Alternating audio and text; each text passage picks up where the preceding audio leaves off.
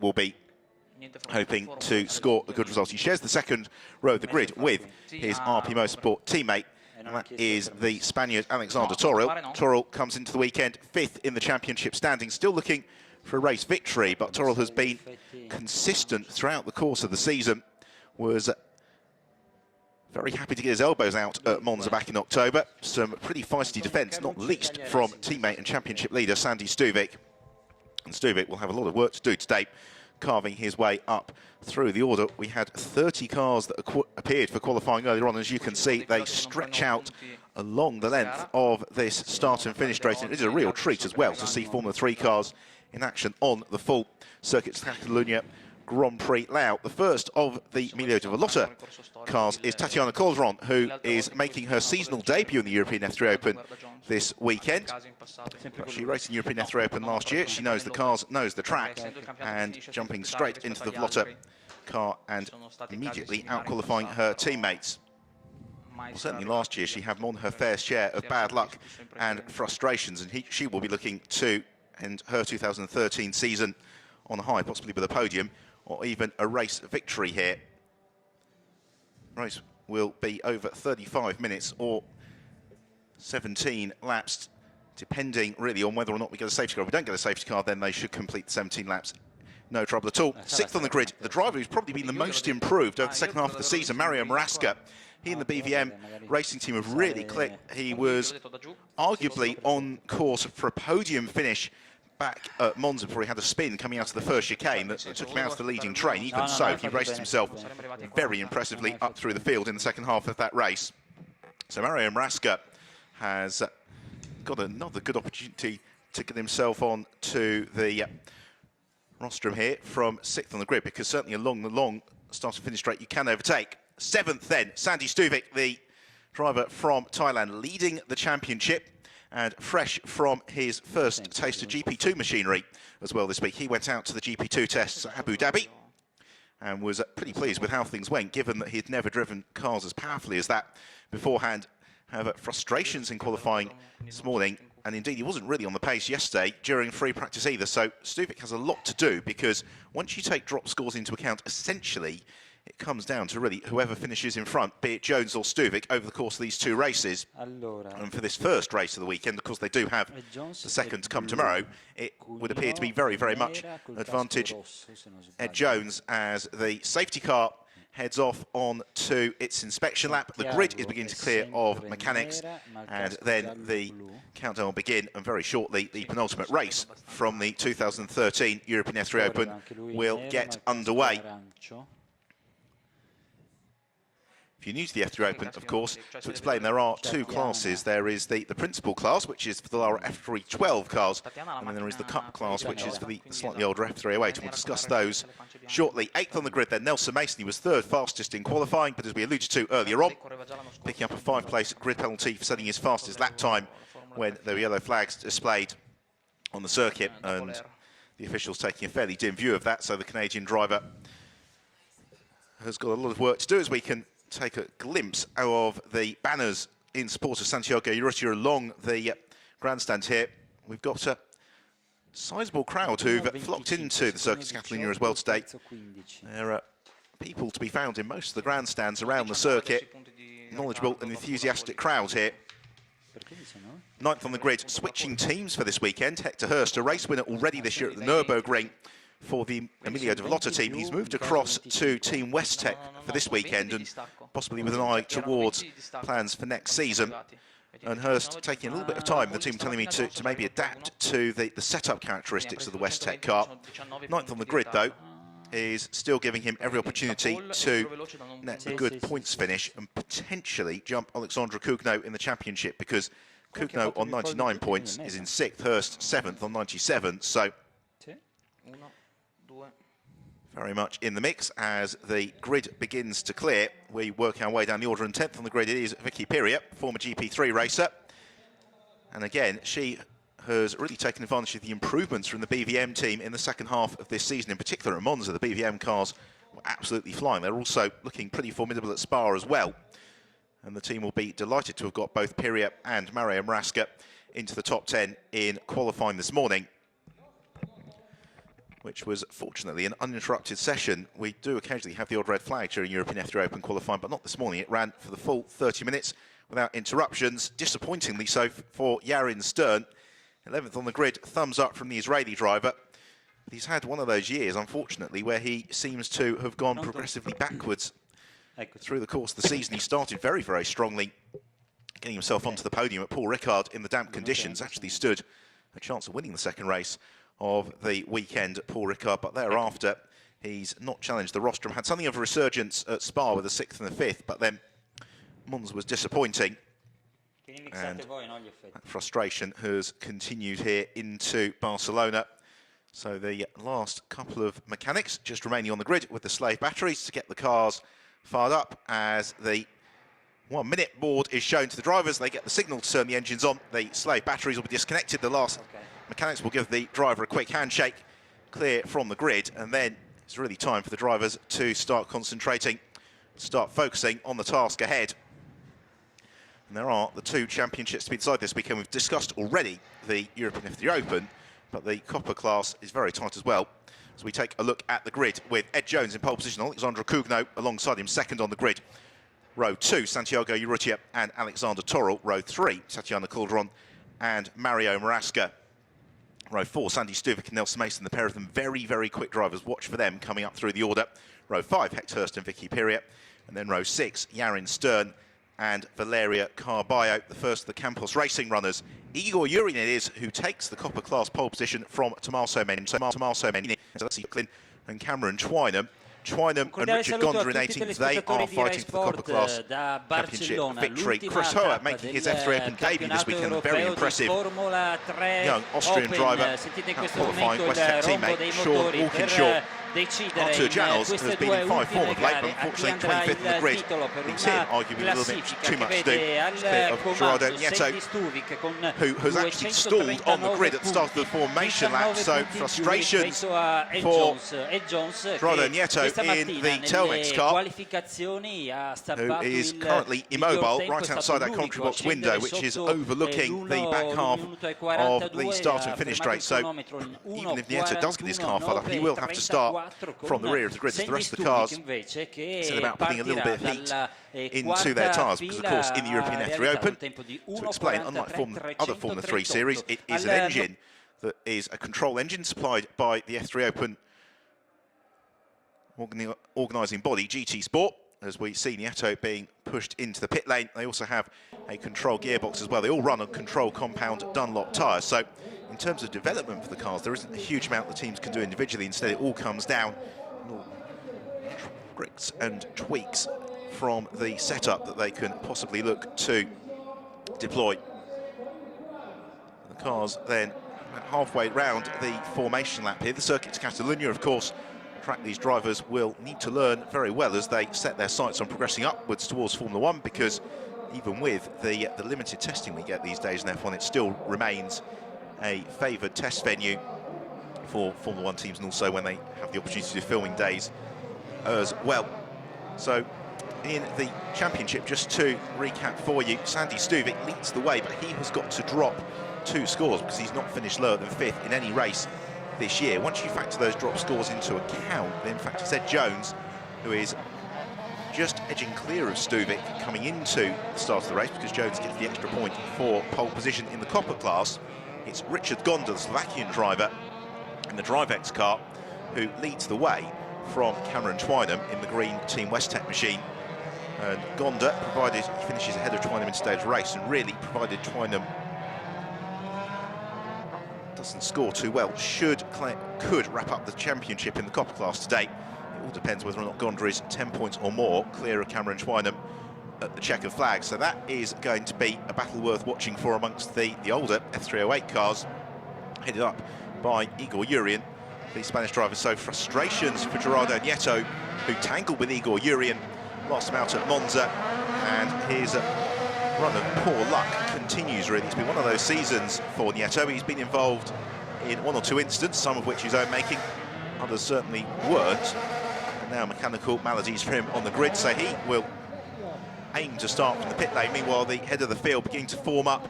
So on pole position, it's the blue car of the UAE driver, Ed Jones. He is surrounded by the RP Motorsport cars of Alexandra Cougnaud, Santiago Urrutia, and Alexander Torrell. They are the black, silver, and then pink flashed nose cone machines. Then we have got the all-black car of Tatiana Calderon, the white and orange BVM car of Mario Marasca. But the field making a magnificent sight. The heat haze, even in the slightly chillier autumnal conditions, shimmers off the cars as the last couple are coming into position at the very back of the grid. A little bit of confusion amongst some of those further down the order, possibly because of Nieto's absence.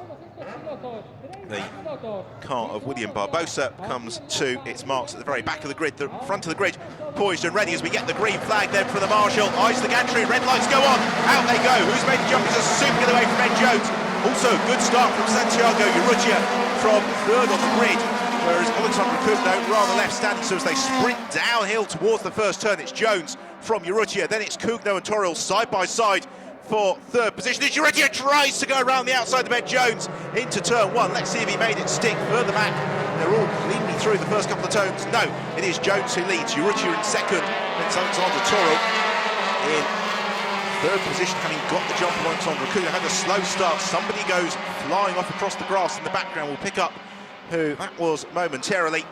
As into turn four for the first of 17 times goes the race leader.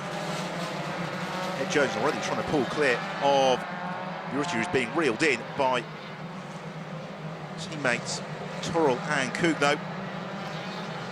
Midfield battles well underway as well, and then we've also got a good start as well from Tatiana Calderon. She is very much up in the mix, looking as well to pick out where Mario Marasca is.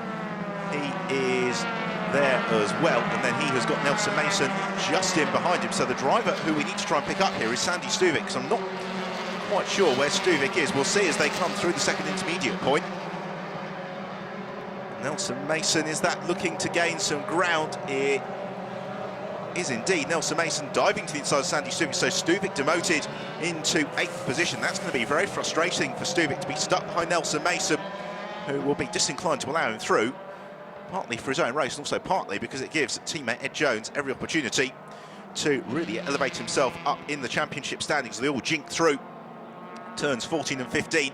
The chicane before they head through the very rapid turn 16 onto the start and finish straight and through to complete the first lap of the race. And already look at that advantage for Ed Jones. Sebastian Vettel-like 2 seconds he has over Santiago Urrutia. Urrutia being chased down by the orange-helmeted Alexander Torrell. Then it's the dark-helmeted car on Alexandra Cougnaud. Further back you could see Nelson Mason was lining up for the move on Mario Marasca. Now has he made that stick? I think he possibly has. So Nelson Mason, yes, through past Mario Marasca as they come through turn 3. And Mason trod the wheels off the car in the early stages, and he's been aided here somewhat by the fact that they're all beginning to queue up behind the Uruguayan driver Santiago Urrutia. Now Urrutia really needs to get a good finish in this race because he's not been on the podium since the first race at Spa back at the start of September. Very good opportunity to win it, of course, in race 2 at Monza before he exited stage left into the barriers at the first Lesmo. So he's going to be looking to regroup from that and really try to round off his seasonal high with at least 2 podium finishes this weekend here in Barcelona, being chased down by teammates Torrell and Cougnaud as they head on towards a heavy braking point at turn 10. Nelson Mason already closing right up onto the tail of Tatiana Calderon. Sandy Stuvik, in contrast, not making much progress here. That is going to be immensely frustrating for Stuvik, because I'm sure the team will be telling him on the radio that Ed Jones is leading the way, and at the moment leading pretty comfortably. He's under pressure from Urrutia. In turn, not really being chased down. You'd suggest by Alexander Torrell. The battle, though, is the one currently going on for the 5th position between Tatiana Calderon and Nelson Mason as they head down the start and finish straight at the back of your shot. You can see the second of the blue cars. That's the Canadian driver Nelson Mason, who's going to be trying to take advantage of the slipstream. Tatiana Calderon's Clara F312 punches the hole through the air. We'll be looking to follow him behind. Fred Jones, though, no such concerns. He continues on his way. This, at the moment, is looking very comfortable for Jones. There is still a long way to go. What he would emphatically dislike to happen is for there to be an intervention from a safety car, or the like, because it bumps the field up significantly. Jones in search of his 6th victory of the season. Santiago Urrutia, meanwhile, in search of win number 3. He has been triumphant already at Portimao and at Silverstone. Urrutia beginning to move to be something like 3 or so seconds back from Ed Jones. At the moment, pressurised by Toro. We've got the yellow flag out for Sean Walkinshaw, who's gone off at turn 10. Does this give us an indication as to what happened? Possibly a little bit of contact. Hard to see whether or not that was an instant or whether it was mechanical failure for Sean Walkinshaw. Irrespectively, frustrated Walkinshaw ambers clear of the car. Turn 10, that is one of the principal overtaking spots here at the Circuit Catalunya, so that is going to be frustrating for those looking to defend themselves on up through the order. Just consulting his mirrors there. Ed Jones, as he sprints along the starting finish straight. He is now 3 seconds clear of Santiago Urrutia. Urrutia then 1.5 seconds clear of Alexander Toro, who's being chased but not passed by Guido. Unlike Tatiana Calderon, who's under real pressure. You could just see the back of the shot there from Nelson Mason. Mason looking to move clear of Calderon. Has he been able to squeeze through? Yes, I think he has. Again, we just caught a glimpse of them as they came through turn 2. The race leaders around turn 3 and sprinting on to turn 4, which is a potential overtaking opportunity in the copper class, by the way. It's currently Tommaso Mencini who leads the way from Igor Urian and Cameron Twine. Richard Gonda is in 4th.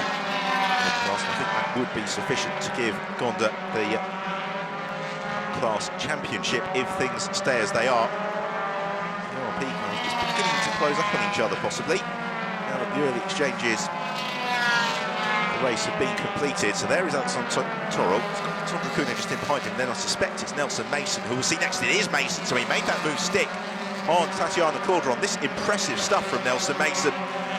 Question mark though is he overexerting those Dunlop tyres? Because with the control compound Dunlop tyre, also you've just got to be careful how you manage that tyre through the course of the race. Make sure you don't overdrive the car, wear the tyre out, and therefore setup is something of an art to make sure that you can get the best out of life out of those tyres through the course of the race, and particularly somewhere like the Circuit Catalunya, which has a tendency to be quite hard wearing on tyres. It's one of the reasons why the Formula 1 teams like testing here, because they really do learn a lot about tyre degradation, particularly through some of the fast corners like turn 3. Significant lateral G-forces, and that's when you really learn how your car's working, whether or not the setup is as it should be. So we've got a nice battle now, beginning to form up the 3rd position. It is Alexander Toro in his home race, the orange helmeted car just ahead of the Frenchman, Alexandre Cougno. They're in pursuit of that man, Santiago Urrutia, in 2nd position.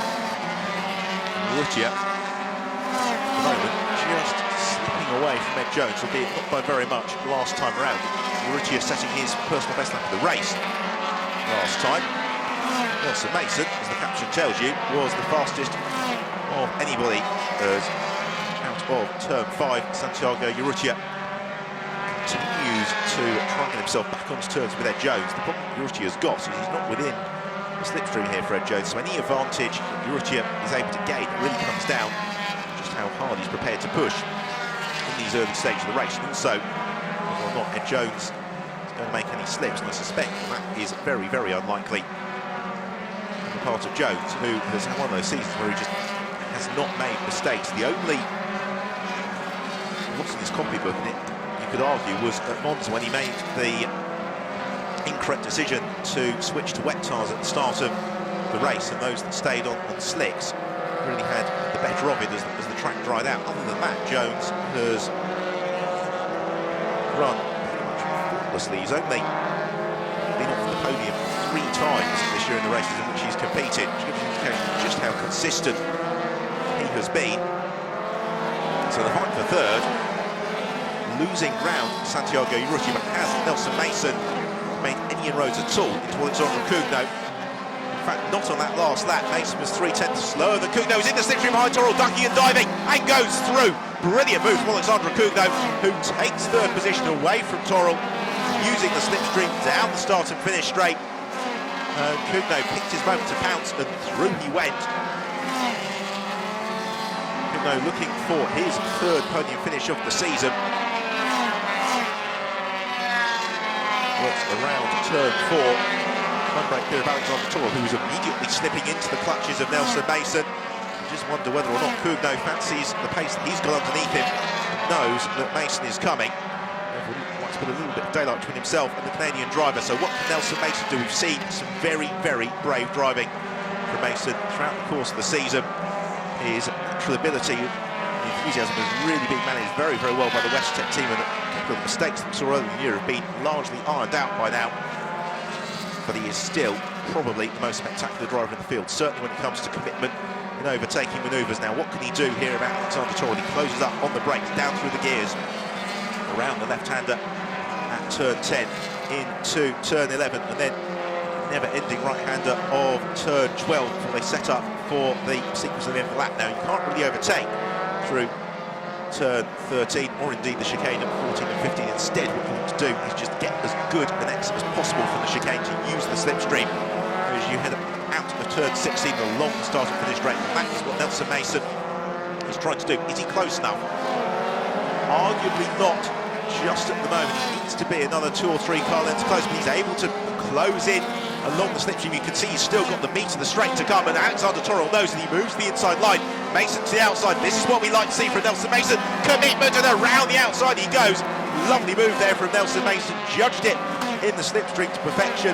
All credit as well to Alexandre Toro. He didn't do anything rash to change his course at the last moment, so he slips down in the space of 2 laps, really from 3rd to 5th.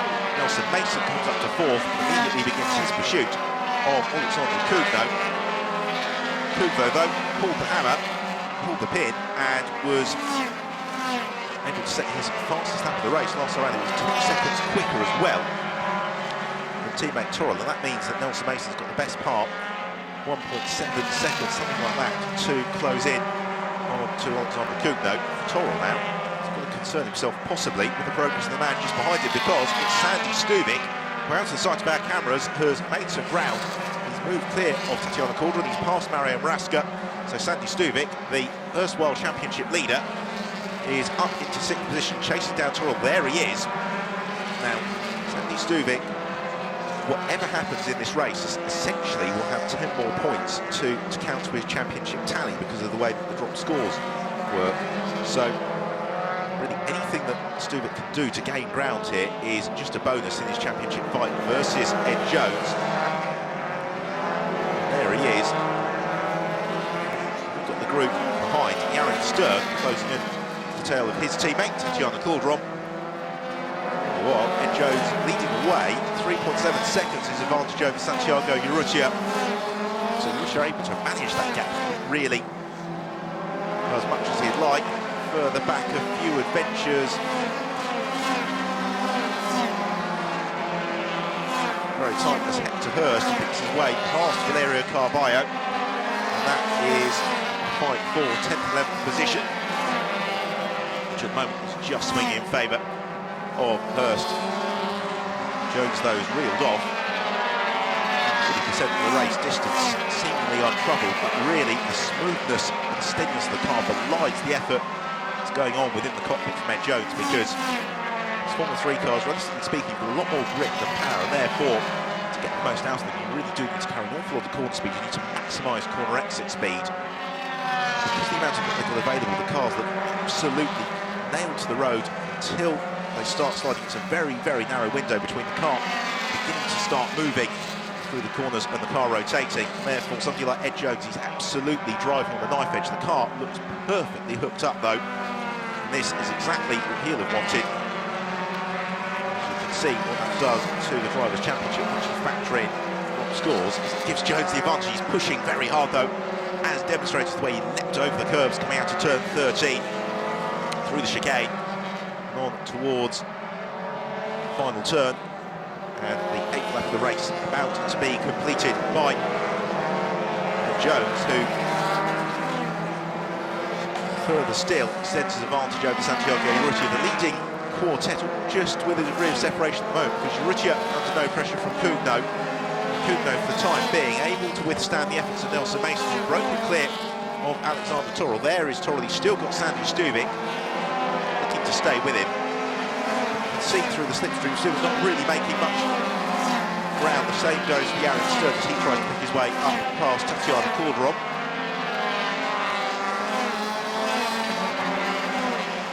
With limited degree of success at the moment, but Yaron Stern, who has raced very well this year, certainly I think if he was to continue with the European F3 Open for next season, he would be one of those drivers who would be looking towards the challenge for the title. And a lot of the talk in the paddock this weekend, unsurprisingly, has been with an eye towards the 2014 campaign. A lot of the drivers in the F3 Open that I've been talking to are all very, very keen to return to the championship next year. Working very hard this weekend with the sponsors they've got here, with respective sponsors as well, to raise the necessary budget to compete in the 2014 season. Like Sandy Stubik, though, if he were to claim the title, setting his eyes possibly on moving up the motorsport ladder. World Series by running 3.5 litre cars, GP2 potential destinations, so possibly GP3 as well for some of these drivers. We've seen a couple of the field out in Abu Dhabi this weekend doing the GP3 and GP2 test. We've got others who are heading off to the Macau Grand Prix next weekend, the unofficial Formula 3 World Championship. And that really is showing the purpose the European F3 Open serves as a springboard for these drivers to move onwards and upwards through their single-seater careers. They learn so much through European F3 Open about the characteristics of these Formula 3 cars, about how to work with a closely knit team, working with engineers, having a multitude of things in the car to adjust in terms of setup, and that really gives them the knowledge and education that they need when they step up something like GP2. Where the car's much more powerful, but a lot of the techniques, a lot of the principles of working through a race weekend are exactly the same as in Formula 3. If you're able to learn it in the European F3 Open, it becomes second nature as you move on through your career. For the time being, Sandy Stubik getting a little bit frustrated, possibly behind Alexander Torrell. The pair of them had very keenly contested battles for the rostrum at Monza, where Torrell, you could argue if you're a Sandy Stubik fan, possibly was a little bit more robust than he ought to have been in his defence. At the same time, Alexander Torrell fans would say, well, Torrell's racing for himself, not for the team, and therefore he's fully entitled to try and get as many points as he can for his push for 5th in the championship. And if Urrutia were to have a bad weekend, beyond the realms of possibility as well that Torrell could possibly leapfrog up to 4th in the standings. Jones coming towards the end of the 9th lap of the race, still in absolutely perfect and total command. This is exactly how we wanted today's race to unfold, because when it comes down to these final races of the year, and it really does become a shootout between the drivers for the championship, then the very, very best thing you can do is put the car in pole position, convert the start, and drive away from the rest of the field. And that's exactly what Jones is doing. He's pulled the pin out once more of that last lap. He was the best part half a second quicker than Santiago Urrutia. Urrutia conversely had a pretty poor lap and is being caught now relatively rapidly by Alexandre Cugno behind him. So settled just yet in second position, you would argue, because Urrutia last time posted 1:45.9. That was versus 1:45.0 from Alexandre Cugno. Just a second slower, and in Formula 3 terms, that is getting on for an eternity. See, Cugno is able to close in by a similar margin on this lap. About a third of the way through the lap, coming out of turn 5 now, then into the quick king, left-hand of 6 before turn 7 and 8, the fast uphill chicane. Urrutia exits now, and then into turn 9, another very challenging high-speed natural G-force corner. It's where Heike Code-Run, of course, went on a couple of years ago. Spanish Grand Prix, before they then head downhill. The circuit here, it does undulate a little bit more than maybe the angles on television would suggest. It gently builds into the hillside, and it means that some of the straights are uphill and downhill, but also some of the turns as well. You're climbing and falling particularly through this final sector of the lap, which is where Urrutia is now. Just about to arrive into turn 13. Through he goes, and then the road just drops downhill into the chicane. And then the road continues to drop before you head through turn 16 and down the start and finish straight, which starts off on a level plane, but here you can very clearly see then just begins to drop towards the braking zone for turn 1. Kugno closing in on Urrutia again. Yes, he is. 0.4 of a second last time around. Alexander Kugno was faster than Santiago Urrutia. Sandy Stuvik still frustrated behind Alexander Torol, but you would suggest with an eye towards the championship here that Stuvik's got nothing to lose, possibly by pushing, except to say, of course, that the score that Stuvik was to drop is a 5th position, so really he's actually only adding significantly to his points total. He was able to get himself up into 4th position. At the moment that feels like a fairly big ask, because he's the best part of 3.5 seconds back from Nelson Mason, who's currently in 4th, although in terms of lap times there's not an awful lot to choose between the pair of them at the moment. Nelson Mason also haven't seen much of him for a couple of laps, but he's actually just beginning to close in on the Kugno battle as well. So we've got some nice fights that are just beginning to evolve throughout the course of the field at the moment. We've still got a bit of the race or thereabouts remaining, and therefore it's just possible to see some of these gaps beginning to close up as the Dunlop tyres begin to wear themselves out. Fitness begins to become a major factor as well, because this is one of the more tiring circuits for the drivers because of the mid-speed corners, which is when really the emphasis on the work drivers done about their core strength, neck strength as well in the gym, comes to the fore. Tiziano Calderon and Aaron Stern as well, not too far back either from the Torol and Stuvik fight.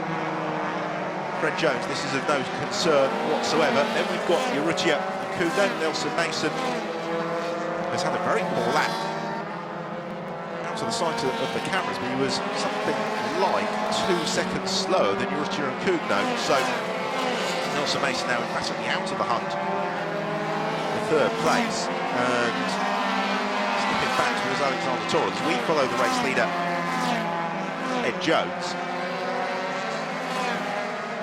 Jones lead 3.6 seconds, and this is just perfect stuff from Ed Jones. Built out the advantage very, very quickly. If you recall, he was 2 seconds clear in the first lap as, unfortunately, disappointment and retirement for Mariano Favoranti in the better Competizione 312. Second appearance in the 312 for better team, and one that ends frustratingly early for the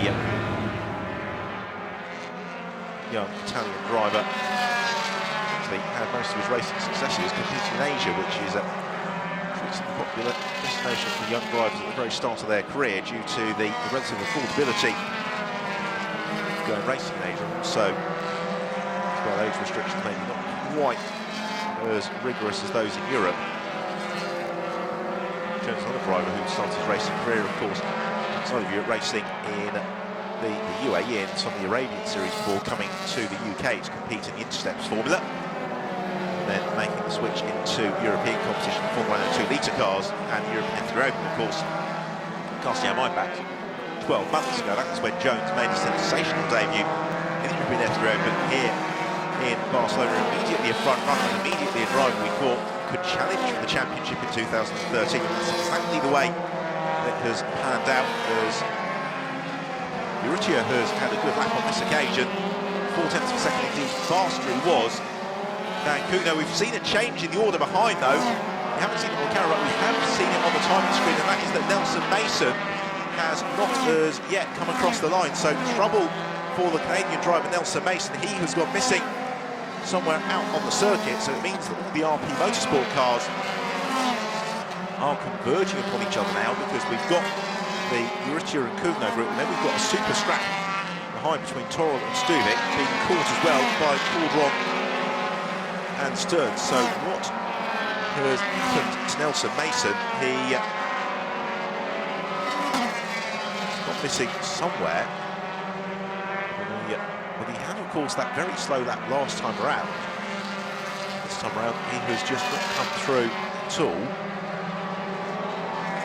No sign of yellow flags out on the track as we have a look. A brave move on behalf of Valerio Carballo, squeezing past Mario Marasca. And the fight for now 8th and 9th position in the copper class, by the way. It is Tommaso Mencini who leads the way. Igor Urian is in second, and Richard Gondra has passed Cameron Twynham for third, and that would be sufficient to give Richard Gondra the copper class championship in today's race, because he would be well over 10 points clear of Cameron Twynham. Just one race to run, so that would be at least part of the championship business settled for this weekend. So the leading trio through, and that time around, Urrutia fractionally close to Ed Jones, walking it down by a couple of tenths of a second. Certainly not sufficient to worry Jones. I think what would be more of a concern is whatever drama has fallen Nelson Mason, and whether or not it's a mechanical issue, and therefore potentially something that could repeat itself. Two battles to be found, as ever, throughout the midfield. So there is Urrutia, and as things stay as they are, that gives him a good opportunity to possibly think about threatening Nelson Mason's third place in the championship standings. If Mason was to retire in tomorrow's race, then that would be very much advantage Urrutia. Jones just about 2.5 laps from home here, 2.5 laps from his 6th victory of the season. That is an incredibly impressive strike rate, 6 wins in 15 races. But then you factor in that Jones didn't compete at Paul Ricard due to conflicting commitments, and that becomes 6 wins from 13 races, almost a 50% win ratio as Vicky Peria, a frustrated retiree in the BVM car. And it was a race that promised very much for the BVM team, with 2 cars in the top 10. They've now got Mario Marasca, who's also struggling and has slipped down into 9th position. And clearly incredibly frustrated Peria. Stalks clear as into the ultimate lap of the race goes Ed Jones. Urrutia brings the gap down, though, to under 3 seconds, so he is closing. He's bringing Alexandre Coudneau with him for company. And Coudneau trying to get onto terms with Santiago Urrutia. The battle to watch, or certainly contemplate, though, is the one going on behind between Alexander Torrell and Sandy Stuvik, because if Stuvik were able to find a way past Torrell, finish in 4th, then that would really help him in terms of trying to close down Ed Jones' advantage at the top of the championship standings with just the 1 race to go. This, meanwhile, is Stuvik's teammate, Alexandre Coudneau. Frenchman in 3rd position, looking to score another rostrum. A season where he has got increasingly competitive as the year's gone on. Certainly at the start of the year, it was really Urrutia and Stuvik from the RP Motorsport team who were grabbing the headlines, but as the year's gone on, Alexander Torrell and Alexandre Coudneau have got stronger and stronger. So easy trio. Down into turn 10. Here is the fight then for 4th position. Alexander Torrell it is, the orange helmet, in 4th. Sandy Stuvik in 5th.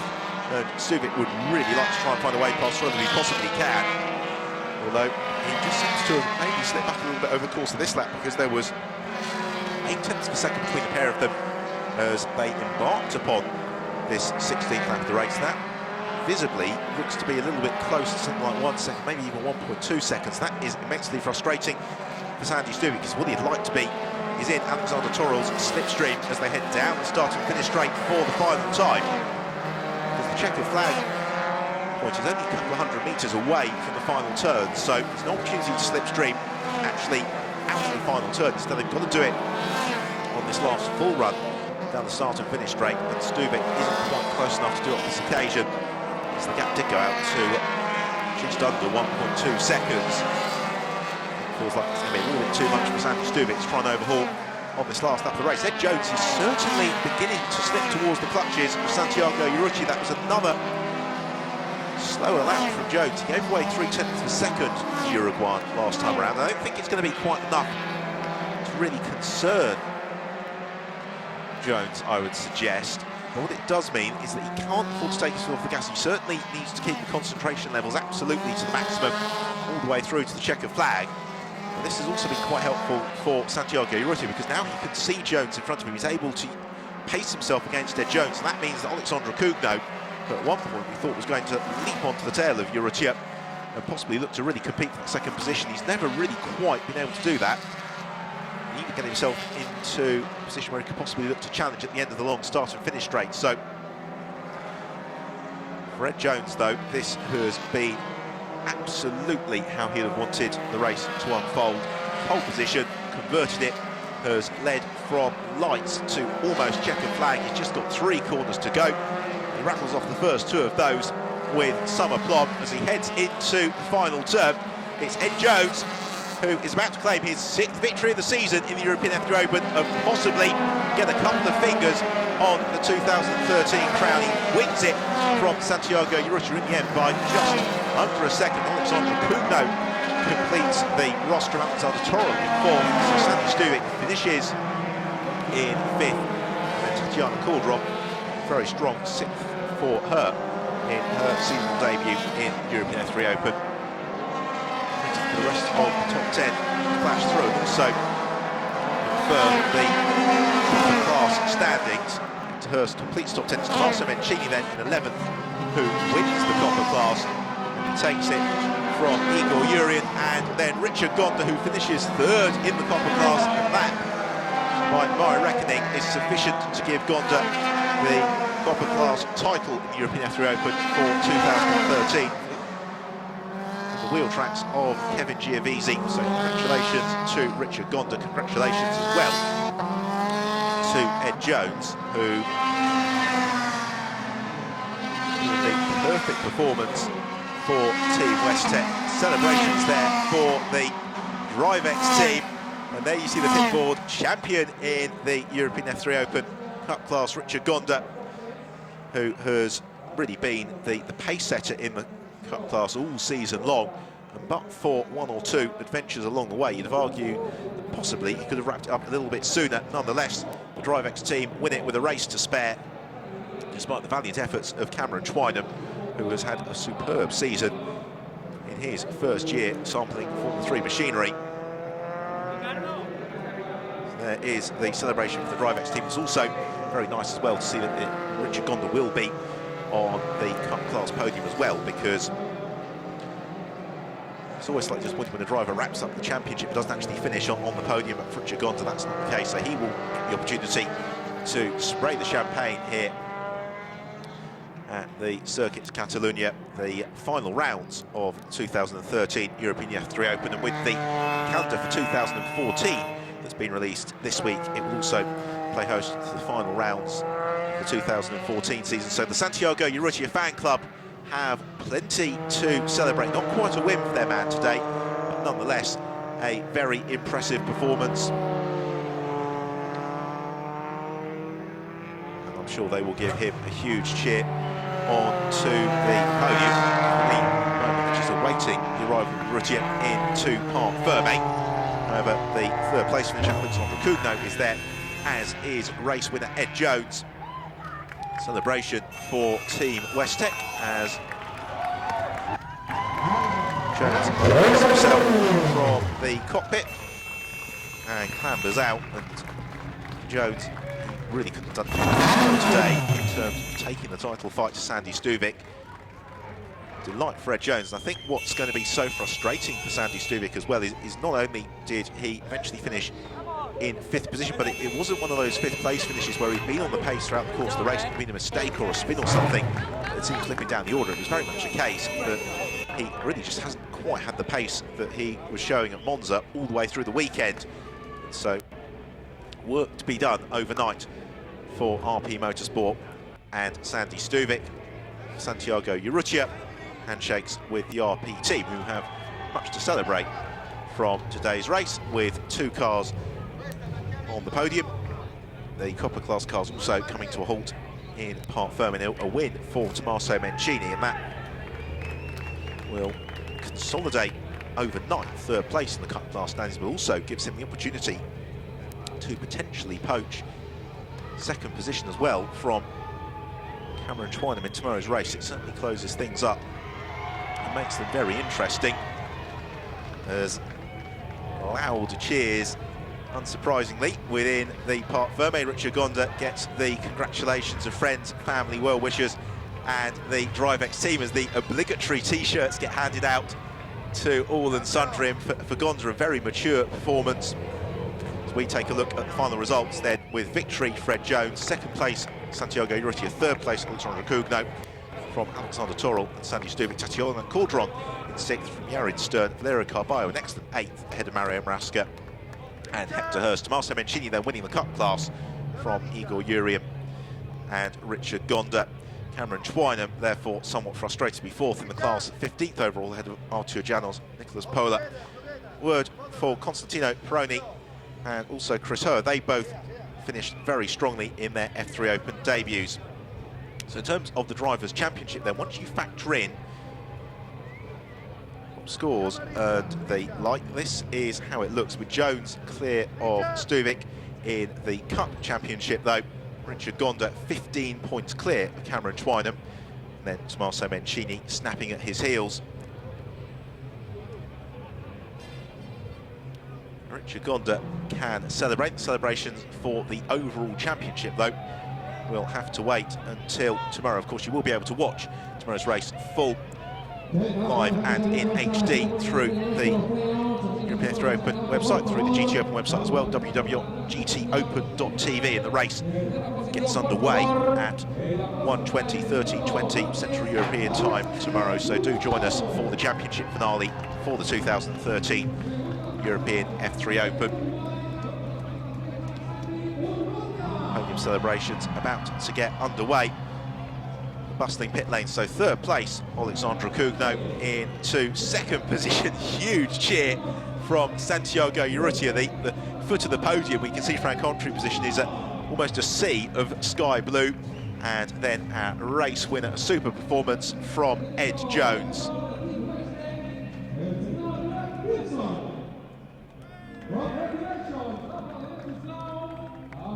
And the winning team, Team Westtech.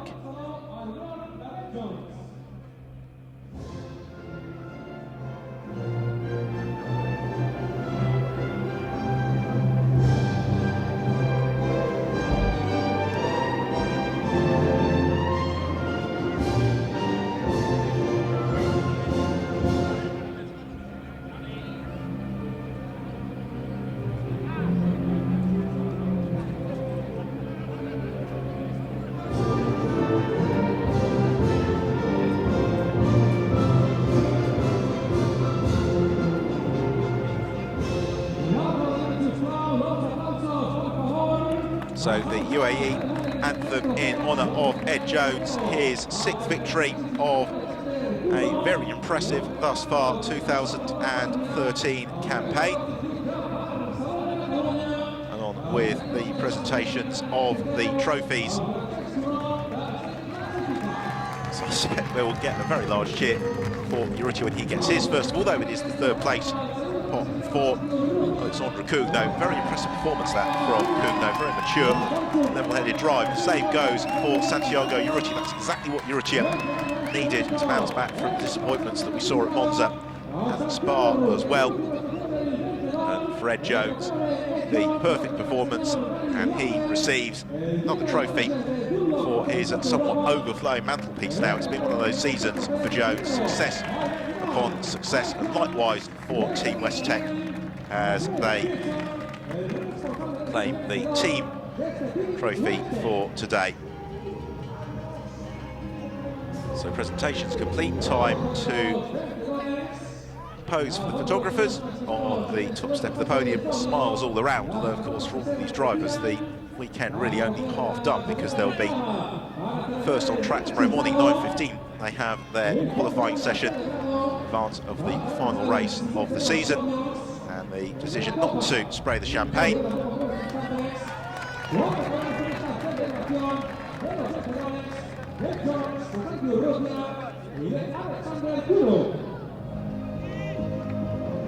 Then we will move on to the presentations very shortly for the cup classes. The autumn sunshine beams down here at the Circuit de Catalunya. It's a fantastic venue for the season finale, and it is also a venue that the drivers will enjoy racing at, because it really does help prepare them for the steps onwards in their career. It's a circuit full of challenges, some dynamic turns, very different characteristics. The circuit really places a premium on driving technique. So on to the podium in third position then. Richard Gonda, the 2013 Cup Class champion, runner-up Cup Class today, Igor Urian, and then Tommaso Mencini onto the top step of the rostrum, to the light of the Corvette Competizione team,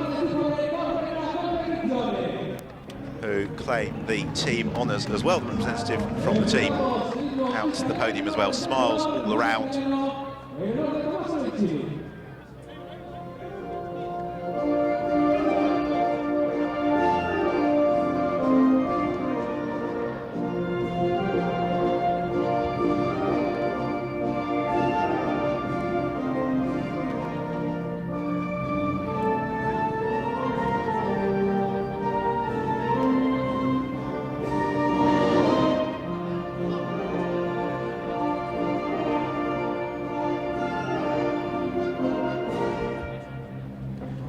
Italian national anthem in honour of Tommaso Mencini. The presentation's about to begin for the Cup Class. So first of all, it's going to be a massive cheer for Richard Gonda, the Drivex team, adorned in the 2013 champion T-shirts. Gonda doesn't quite claim the title with victory. He's got the chance to do that though tomorrow, and he does get himself onto the rostrum for Igor Urian. The Flotta team, very strong in second position, and then Mencini aiming the Copper Class victory. And that means that Corvette Competizione are the winning Cup Class team as well. So celebrations for them on the rostrum here at the Circuit de Catalunya. Once more the obligatory congregation onto the top step of the rostrum, or the barrage of photographers that are set up just at the foot of the podium.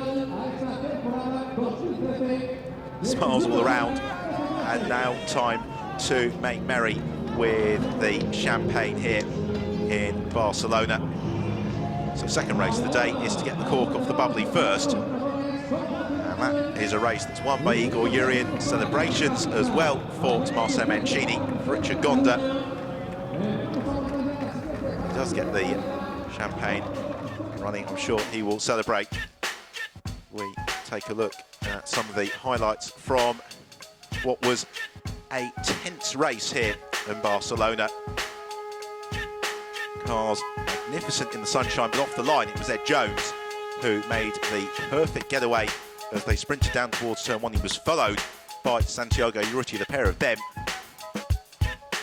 flying in formation, and those positions not to change for the checkered flag. It all got very, very close and competitive behind though. Fortunately, very few casualties early on. Unfortunately, Sean Walkinshaw was one of them, to the frustration of Team Westtech.